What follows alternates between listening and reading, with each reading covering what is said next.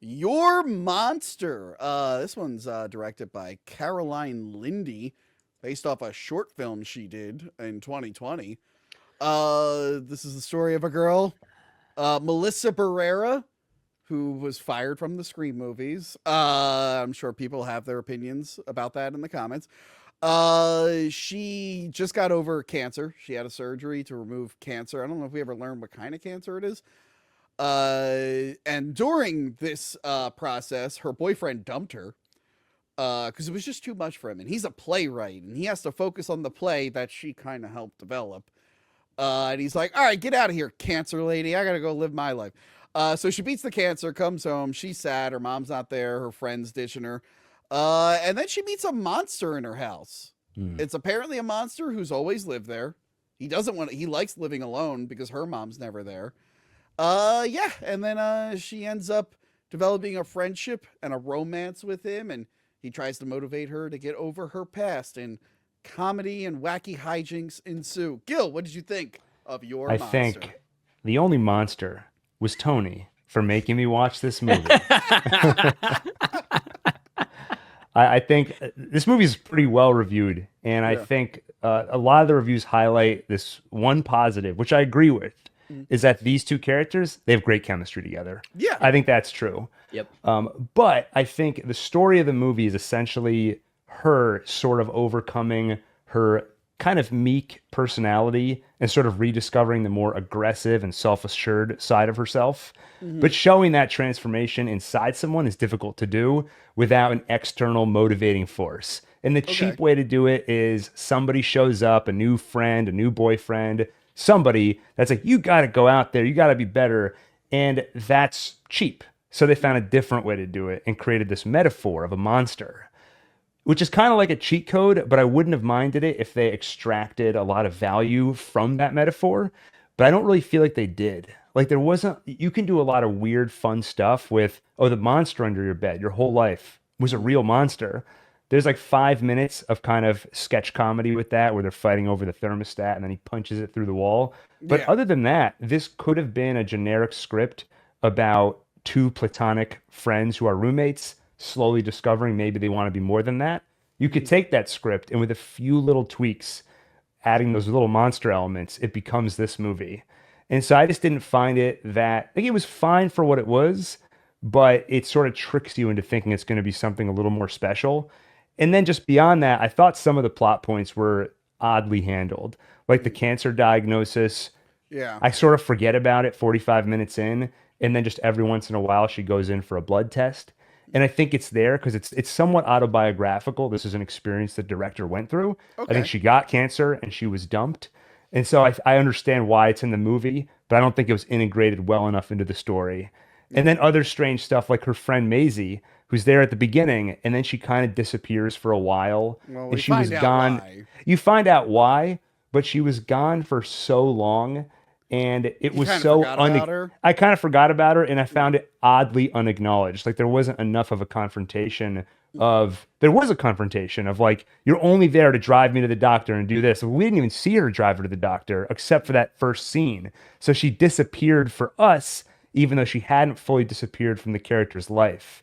So you get to a crucial point in the movie where, like you said, you find out why she disappeared. And I had to pause for a second and like rewind to say, oh, that's her friend from the beginning. Yeah. And then I also just felt like thematically it gets a little weird with the ending. I feel like it gets a little bit muddled, and I wasn't Yeah, really a that fan of how that was handled. I'm a little conflicted about it. But Joey C, Yeah. what did you think of Your Monster? I actually thought it was kind of cute and a bit funny. The acting was very, very cheesy, almost bad, maybe. I think it was meant to be, though. Now that you guys are talking about that, I think you're fucking right. The story was fun, except for like the misstep. I don't want to spoil it. I don't know. I don't want to spoil it, but like everything was fun except like the misstep that she does to the monster. That was really fucking weird. I thought, at least, maybe I just didn't understand it. I don't have much to say about the rest of the movie, honestly. It was just kind of like a goofy little movie that you could watch with like a date. Not necessarily like a boys movie, if you know what I'm saying. I just don't understand that misstep. I don't know if you want to spoil it or not, but Uh, guess we'll save it because I actually This is Yeah. the one movie you're going to be protecting. Yeah, over. I Everything don't else- know. respect this one. This is fun. I thought it Yeah. was fun. I really liked it. I thought it was cute too. Gil, I agree that this does feel like a generic rom-com. It's just they put a monster in it. I guess my one issue is that like he doesn't look monstrous enough. Like I'm It's always like that. It's like He she's just looks fell in like love Bo with a Burnham. monster. I'm like, yeah, it's just like a guy with a beard, Yeah. basically. Yeah, that's the thing. I'm like, this would be a funny like because you're right. This could be like a friend character or a roommate, and they realize they have like feelings for each other. But like it would be funnier if he was like, I don't know, like he looked like a giant bat or something. Like he looked like actually monstrous. Like he had like boils on They his should have face. teamed up with the cryptids guys. Exactly. Hold on. What should the monster have looked like? I think. If it was a little alien, I would have loved that. Hey, Yeah. Hold on. How about this guy? This guy. Yeah. that If would be this is- impressive. Yeah, if it was the same movie with this, I think it would have worked a lot better. Because it would have been a fun contrast. Like, oh my god, it's funny. They're doing all the classic tropes of a rom-com, but it's with this weird Frog man. giant Yeah, that would have monster. changed. Like what you guys were saying, this could be like a great date movie with a gal. Like that might not be as true if the monster looked like that. It was like Yeah. eating people's heads through. They had to make him like slightly attractive just in case. Yeah, but the fact that he is like handsome and stuff and not like beastly, it's just like, well, I don't know. It just kind of feels like a regular dude, just has a weird nose and eyes. Like I've seen girls that hot date guys, humans uglier than this dude. Like I've seen it. I've seen it. Usually drugs are involved, but I've seen it. Yeah, I've seen boy, it. have I too.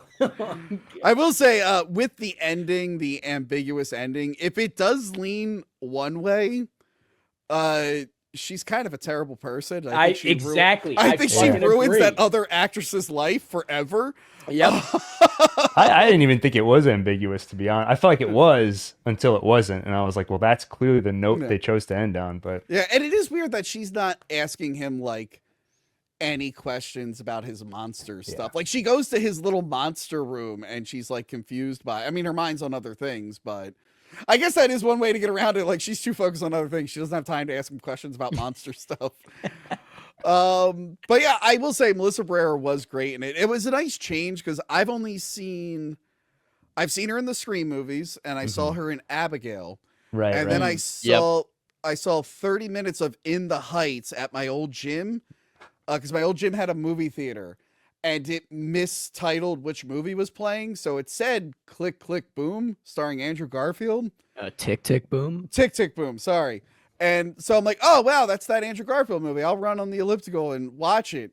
And I'm watching and I'm like, wow, sure are a lot of Latinos in this Andrew Garfield movie. And I'm like, still going. I'm like, here's Melissa Barrera singing. I'm like, oh, okay, is that Lin-Manuel Miranda? I'm like, where's Andrew Garfield? And then like the movie ended and it was like In the Heights. And I'm like, oh, I watched a completely different movie. You walked on the treadmill the entire length of the movie? No, it was like the last like 40 minutes. Oh, okay. I was invested. I was mean, like, wow. I came in late, but I kept being like, oh, this must be like one of the subplots. When's it get back to Andrew? This must be a Garfield? dream he's having.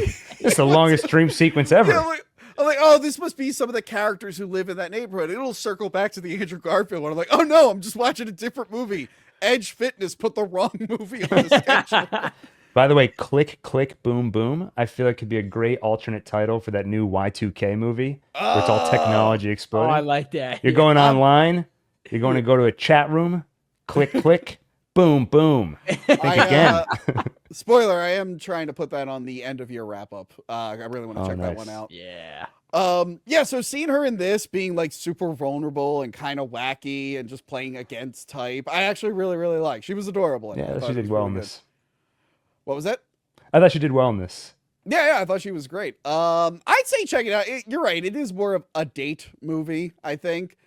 It's not too different than a regular rom-com other than he's a monster and a handsome, handsome monster.